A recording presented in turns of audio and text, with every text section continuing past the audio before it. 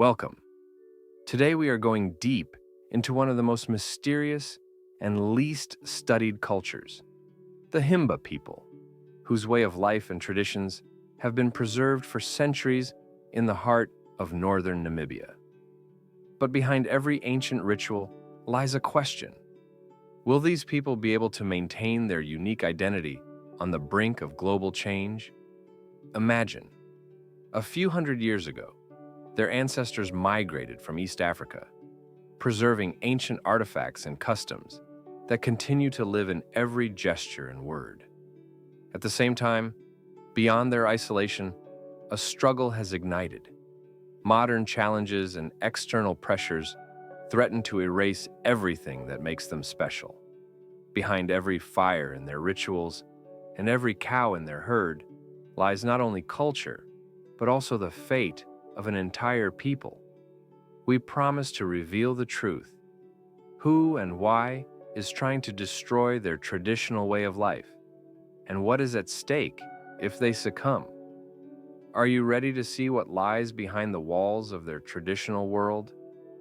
Then, let's begin. Hidden in the remote corners of northern Namibia is one of Africa's oldest and most enigmatic cultures. The people whose history has intertwined through centuries like threads in the fabric of their traditional cloth. This is the Himba people, bearers of a unique spirituality, distant in their isolation, and at the same time, custodians of ancient knowledge and rites that, despite their modesty and simplicity, remain truly mysterious to the modern world. Their population is estimated to number only in the tens of thousands. Each of these souls is like a living monument to a fading era, a reminder that true heritage is not only statues and ruins, but also living human cultures that still remember their roots. The migration of the Himba from the mysterious origins of East Africa took place over centuries, carried by winds and fate across desert expanses and steppes, leaving traces of ancient paths behind. Archaeological finds, ancient artifacts, materials dating back several centuries, all evidence of a continuous link to epochs when this land was different, when tribes were just forming and merging into the first cultural bloodlines. These witnesses of time confirm that the Himba are not an accidental people, but the result of centuries of migration, adaptation, and survival amidst the harsh conditions of semi-deserts, savannas, and mountain ranges. The traditional way of life of the Himba is more than just activities for sustenance. It is their world, their rhythm, their spiritual code. Herding cattle is central to their existence, a vital and sacred practice that guides their balance with nature and their ancestors. Their herds, maintained with respect and love, are not just sources of meat and milk, but living embodiments of their connection to the land and spiritual heritage. The kinship system, based on lateral inheritance, is their internal rule. Every young man and woman knows their place and responsibility, passing down knowledge, traditions, and rites from generation to generation, shaping their collective identity. Within this vibrant cultural fabric, the cult of ancestors holds a special place. The sacred fire is not just a bright flame gathered around at night by the campfire. It is the living heart of their religion and rituals. The person who becomes a chief or elder takes on the responsibility of keeping this fire alive, passing it from one ritual to another, ensuring its perpetual flames as a symbol of their connection to their ancestors. When death touches them, the fire goes out, plunging the soul into mysterious darkness, which symbolizes the transition to the realm of spirits, where ancestors continue to guide their destinies.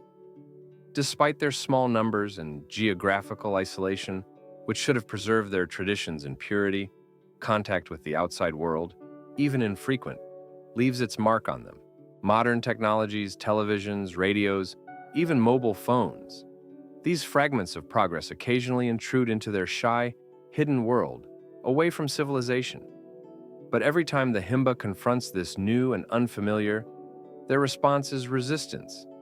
using natural materials, attempts to maintain their authenticity through rituals, clothing characteristic of their culture. Ochre, fat, and wood ash garments are not just protective or decorative, but a true expression of their connection to the land and spiritual beliefs.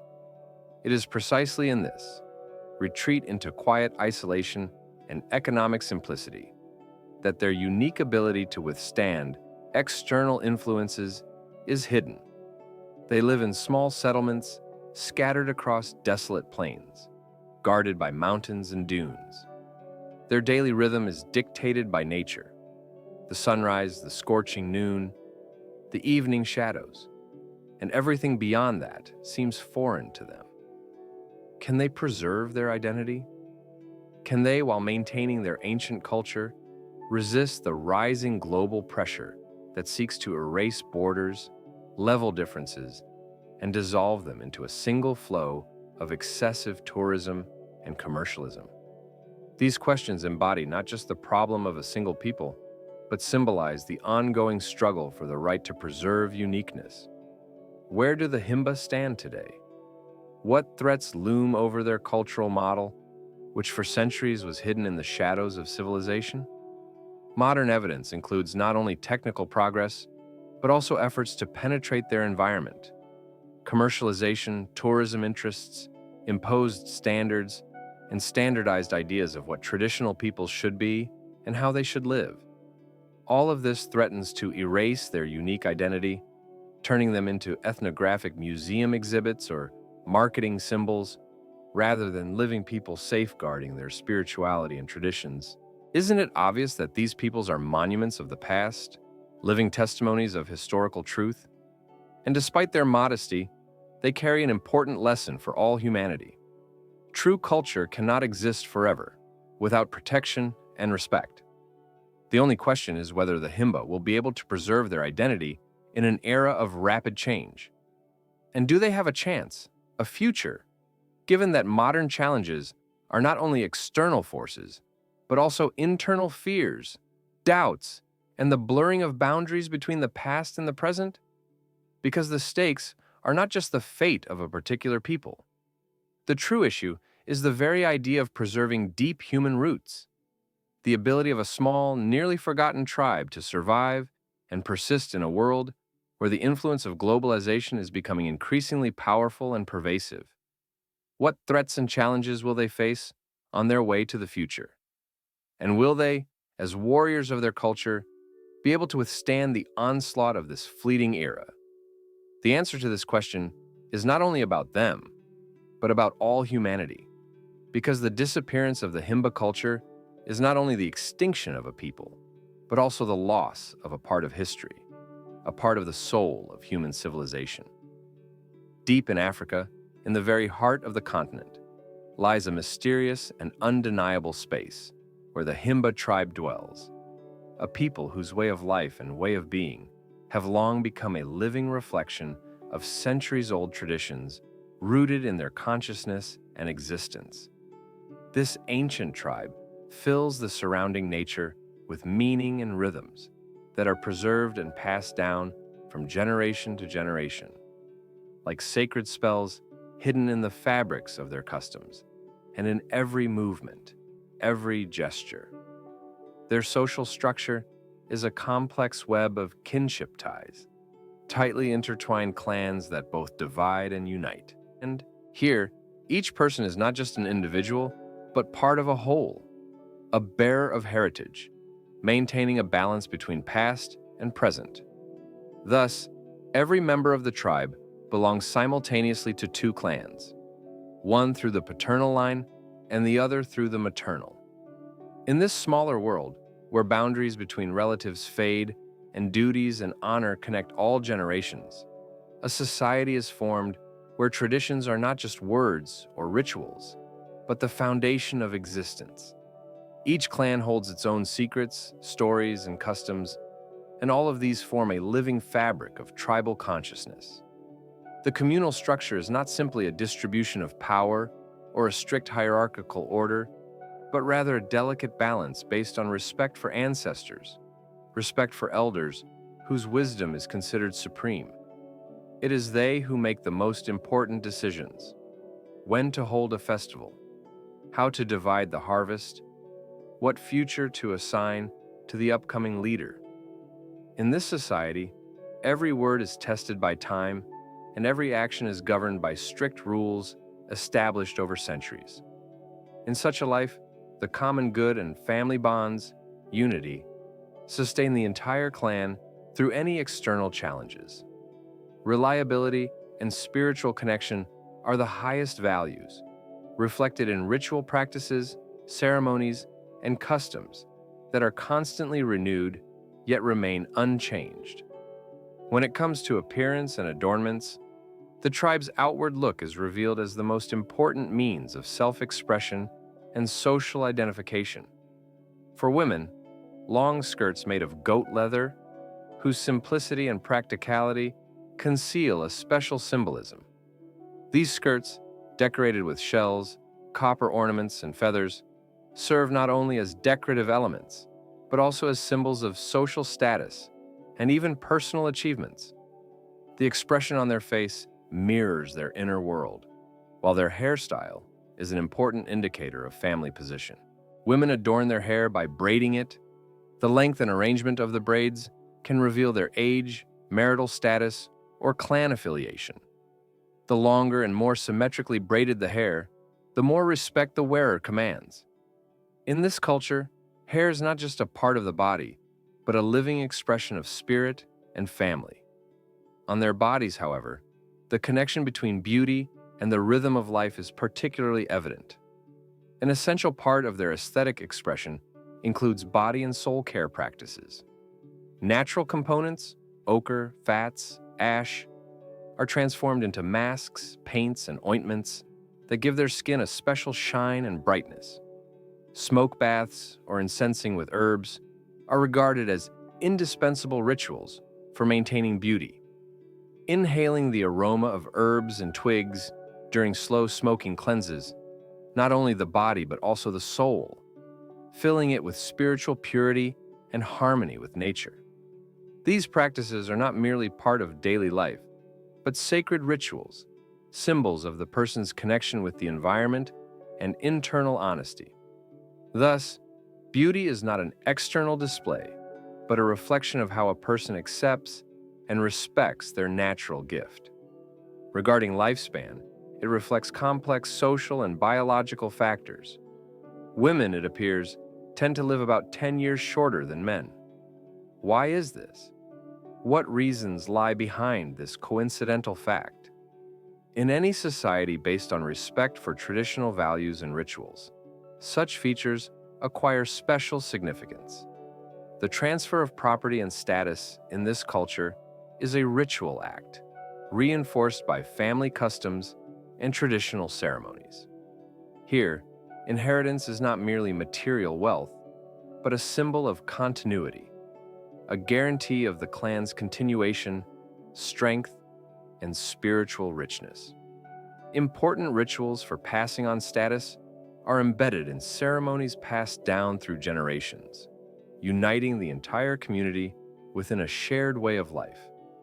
A patriarchal structure underpins the entire social organization. Polygamy is prevalent. Men may have multiple wives, and marriages are discussed and decided by elders who embody wisdom and experience, serving as links to ancestors. An important part of the rites is the test for boys, teeth knocking, which symbolizes their transition into adulthood, preparing them for responsibility and the acquisition of status. These traditions are justified not only by practical reasons, but also spiritual ones. They strengthen clan bonds and build willpower and character. Building family ties is one of the central tasks of this people. Through openness, mutual help, and respect, they strengthen their relationships. In contrast to external noise, technology, and rapid changes happening around them, their doors always remain open to loved ones and neighbors, to those seeking truth within their traditions. Family is not just a social unit, but the foundation of their world, rooted in trust and mutual support, in the understanding that their strength lies in unity, and the continuation of ancient rituals. But this raises a question. Is it possible to adapt these ancient, resilient customs to the realities of the modern world? Can the meaning and value of traditions be preserved when the noise of rapid change already sounds behind their doors? Is there a chance for the society in an era of globalization and technological progress? Current conflicts are not only ideas of a struggle for survival, but also an internal conflict between preserving heritage and the necessity to evolve. Who becomes the judge of this balance? Who will decide whether to leave everything as it is or to embrace new dimensions, risking part of their unique identity? Embedded in these questions is the depth of their struggle, because their traditions are not just words or rituals, but an integral part of their soul. And so, when traditional rituals face the outside world, do they protest or find new forms? Who assumes the role of guardian of their future? These questions now stand before the tribe as if it were a decree of destiny, and the answer may determine not only their fate, but also that of the entire legacy they hold in their hands. When elders gather under the shade of ancient trees in the old clan to align the destinies of the young, it is as if nature itself reveals its secrets in this sacred act. In this society, there is no simple word, marriage. There is a rite, an agreement, a ritual, viewed as a sacred forge where the future of the entire tribe is shaped. Here, in this world, spouses are not chosen impulsively or on whim. Choices are made slowly, carefully, with all the customs and cultural codes in mind. Elders, with their wisdom accumulated over centuries, begin conversations about compatibility, casting the magic of consensus, considering not only external qualities, but also inner strength of spirit, traditional values, and religious rites. Their voices are not just advice or recommendations. They are the voice of honor and history, testimony to centuries-old wisdom embedded in every movement, in every word. Time passes, and girls are granted a unique opportunity to taste freedom, to feel themselves not dominated by others' expectations, but as full participants in their own future. They are allowed to spend time with different men. Each is not just a potential groom, but a bearer of specific values, views, and strengths. This is not mere entertainment or mindless testing. It is an attempt to understand who among them could become a true partner. Such an approach gives girls a chance to make a conscious choice, to get to know men not only by appearance, but also through character, habits, and inner convictions. There is a certain harmony in this. After all, marriage and wedding rituals are not only about traditions, but also about life, relationships, and trust. The most significant moment is considered the initiation ritual, during which the eldest woman, possessing not only knowledge but also inner strength, applies a mixture to the young girl, prepared according to ancient recipes.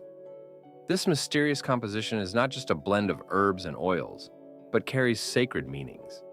It symbolizes the connection with ancestors, strengthens the spiritual core of the future bride, warns of possible dangers, protects, and guides her to understand her role in society.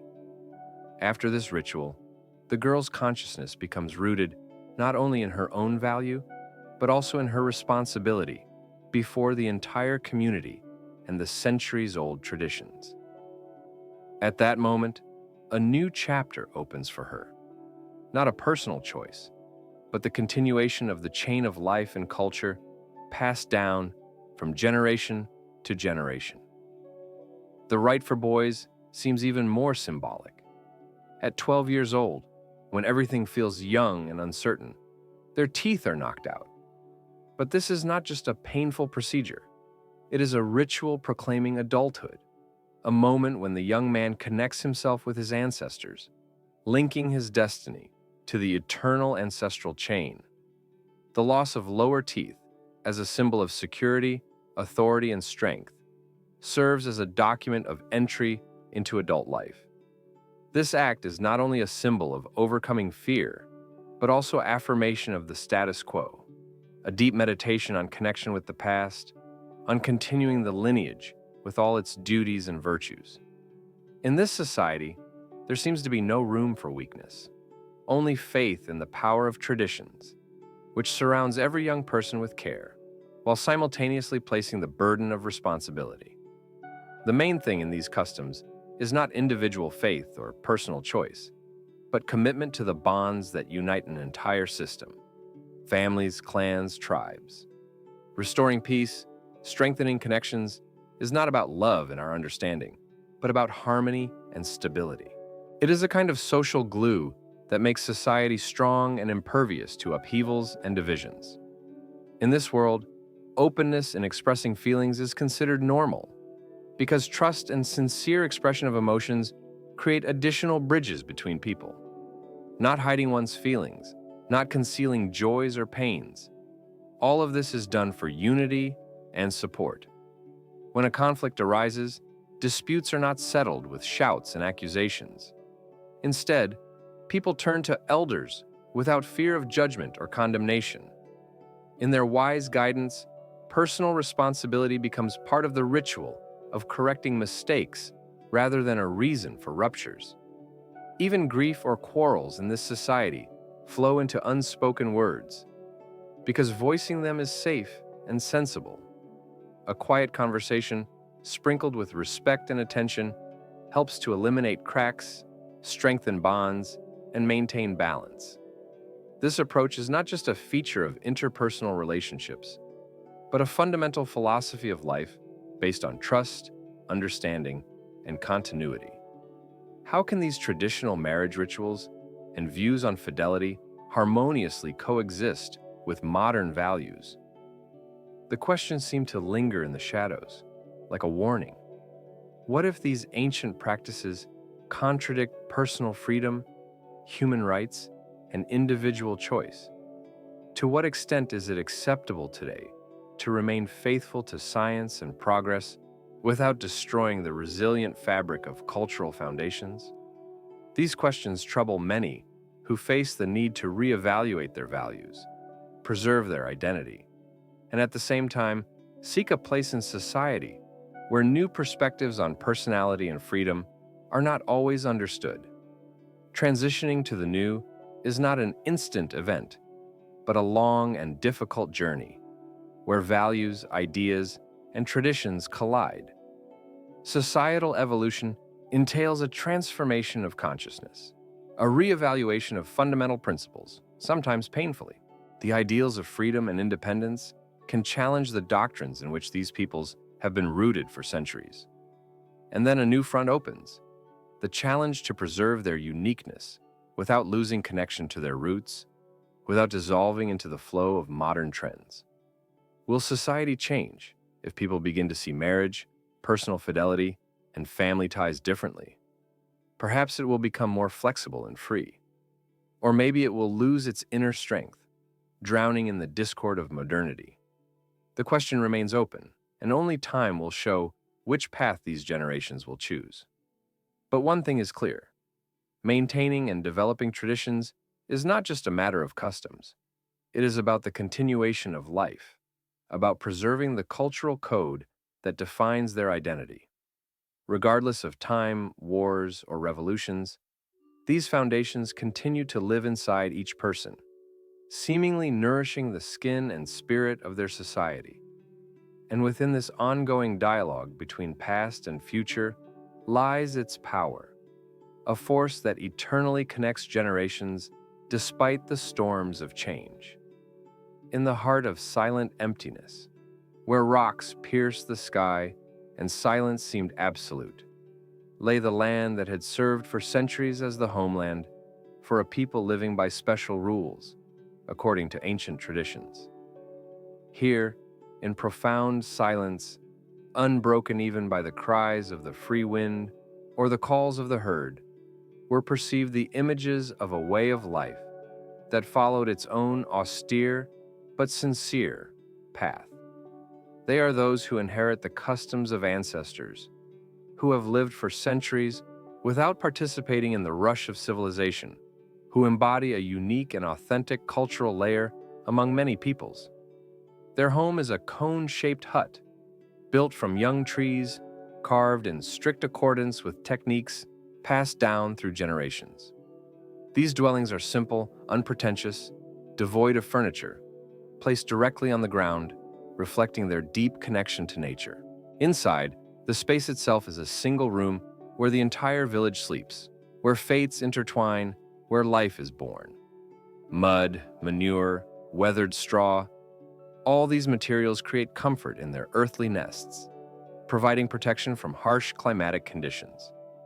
Immersed in their way of life, the people live and breathe through their cows, sacred animals that are not just a source of sustenance or income, but also a symbol of well-being and family.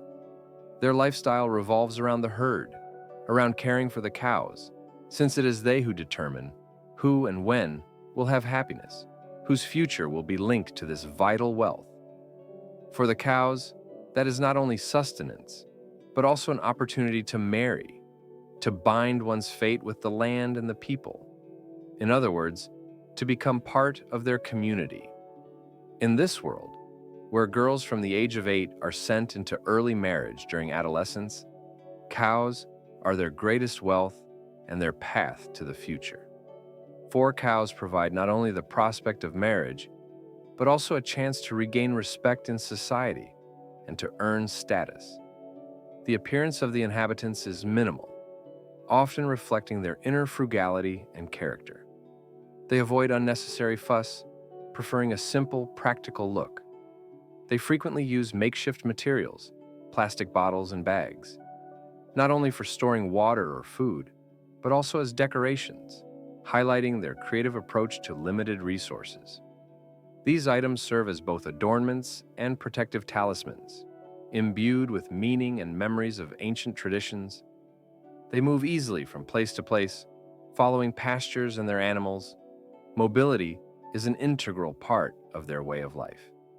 This is a people never tied to a single location. Their life moves in a circle, repeating ancient rituals connected to nature, the earth, and herds. Their daily life involves constant movement, continuous adaptation to climate changes, water availability, and natural resources. Their everyday life is entirely natural and often harsh. They use natural remedies for personal and animal care, which does not exclude hardships. During periods of water shortage, or when fresh water becomes inaccessible, they resort to smoky procedures, smoke therapy, that helps cleanse the skin, strengthen health, and refresh the mind. These methods are part of their cultural code, symbols of their resilience and resourcefulness, utilizing everything at hand. Women are the keepers of comfort, despite the tough conditions. They create environments where warmth and care find a place. From makeshift materials such as branches, hides, and cloth, they craft miniature oases of comfort, beds, mats, and decorations. In every home, one can feel the labor, patience, and love, their main values, despite the harsh realities of life. Their way of life is an ongoing struggle for survival and a dependence on livestock. They are an isolated people whose way of life is barely affected by external influences. Self-sufficiency is their second nature. They do not seek modernization or changes imposed from outside, because deep within, they understand that it is these very traditions that make them unique and immovable in this shifting world. Their isolation is not merely a forced measure, but a conscious choice, affirming their ability to live in harmony with nature, even if that harmony is often harsh and relentless. Against this background, a question arose that became an integral part of deciphering their fate. What will happen to them if external forces or modernization penetrate their resilient and closed world? What inevitable changes will take place in their lives? What will disappear forever and what will remain? Is it possible to preserve their uniqueness without destroying their connection to the land and traditions? What consequences await those who dare to take on this challenge? Those who see their way of life as a challenge or an opportunity? The danger lies in the fact that external intervention, even if well-intentioned and necessary at its core, can break the fragile balance and destroy centuries-old ways of life. Perhaps this people will be able to adapt while preserving their culture and identity. Or perhaps they will disappear entirely, dissolving among many other peoples, losing their distinctive traits, their voice, their memory.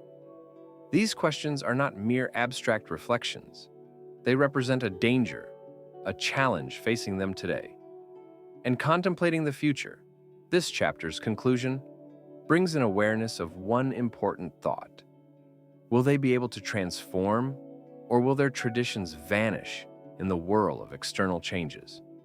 Will they be capable, while maintaining their essence, of integrating into the new world? Or will their uniqueness be erased forever? Or perhaps their fate remains an open door, behind which may lie either disappearance or an opportunity for a wave of new life, teetering on the brink of choice? In this rich context, their voice trembles dramatically, reflecting anxiety and resilience, because the story continues and the future is still unwritten. Deep in the heart of Africa, amidst the boundless jungles and hidden within the dense canopies of trees, dwell those few whom few know about. They are called the Himba, a people whose way of life seems like an era long past, an archetype of primal harmony with nature. In every movement of theirs lie centuries-old traditions. In every word, the living memory of ancestors passed from generation to generation. Their culture is alive with rituals, a unique linguistic system, and images that embody the very meaning of existence. It is precisely this uniqueness that makes the Himba people not just one among many tribes, but a living testament to a continuing story, one that persists despite everything. But what happens when the arc of their world collides with the waves of modernization? What is the cultural, spiritual, and even physical departure from the pure roots that young Himba so proudly rely on? The numerous calls for change and the signals of a new era, along with the introduction of modern technologies, all this is transforming their way of life, touching the fundamental elements of their culture. The relentless advance of external influences paints a delicate yet disturbing picture. Can these strong, deeply rooted traditions withstand the onslaught of civilization? Or perhaps it is precisely the influence of modernity that marks a milestone on the path toward the loss of identity, the disappearance of unique languages and rituals that hold secrets of the past and passion of the present? These questions require not only a historical reflection, but also a deep analysis of current processes, as every day for the Himba tribe is a struggle to preserve their identity. Internal processes within the tribe are like a quiet yet persistent flow, raising the younger generation, instilling respect, and the importance of maintaining traditions. Elders, keepers of knowledge, conduct rituals that help the youth understand their role within the larger order of things.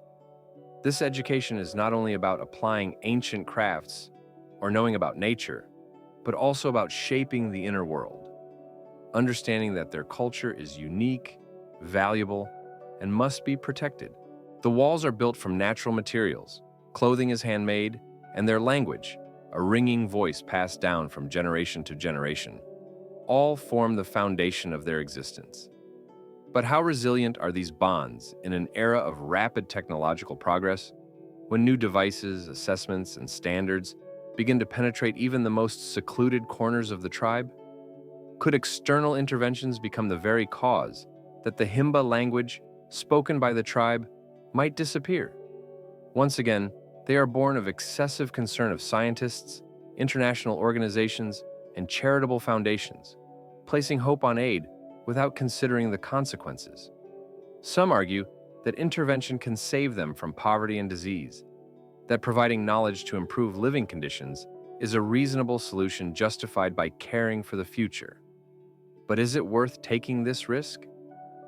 Facts and research show any external influence, especially when it does not understand or share the values of the people, can destroy their internal harmony. The language disappears, rituals become mere memories, and the connection with nature blurs. Irrefutable evidence indicates that without a careful balance between aid and intervention, there is a danger that the unique culture of the Himba will become merely a story, forgotten beyond the borders of their ancient customs. On this side of the issue, there are two main arguments. The first insists the culture of the Himba is not just a set of rituals or a language. It is a living expression of human history, important for the overall diversity of civilization. The uniqueness of this tribe is part of global heritage that must be cherished and respected with reverence. They are a living illustration of how humans can coexist harmoniously with nature while maintaining their identity. They possess valuable knowledge that can enrich our understanding of the world and serve as a bridge in intercultural dialogue. However, others argue that the difficulties these people face, poverty, malnutrition, lack of medical care, require rapid solutions. If intervention can help them acquire basic modern knowledge, provide opportunities for children to learn, then why not embrace progress? Perhaps they will be able to integrate their traditions into a new life without losing their uniqueness, but strengthening it through new opportunities. So, the main question before us is, should we fully support the preservation of the Kimba culture in its current form, with its traditions, language, and rituals, or on the contrary, merge them into a shared flow of modernity in order to improve quality of life and ensure the future? This dilemma is not merely a question of politics or religion. It is an ethical, philosophical challenge for all humanity. What is more important, supporting uniqueness or progress? Is it those who want to preserve what they have, or those who believe that change is necessary for survival? And finally, what path should such isolated peoples follow? Continue fighting to maintain their uniqueness at the risk of losing their identity, or adapt, making their cry for help part of their new roads so as not to destroy themselves? The question, arguably the most complex, is about the future. It is no longer so clear. Every decision is a choice between two worlds. A world where value lies in uniqueness and individuality, and a world where survival takes precedence over heritage. Time inexorably flows, and the history of each people is a race in which not only traditions and technology clash.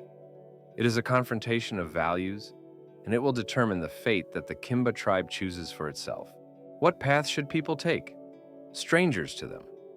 Should they continue looking back into the past, holding onto their roots for those who follow, or learn to accept change in order to preserve their lives and their voice in an increasingly rapidly changing world?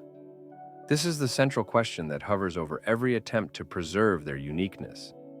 And perhaps the answer lies not in approval or disapproval, but in deep, honest reflections on what the future should be for those who hold within themselves the most ancient codes of humanity.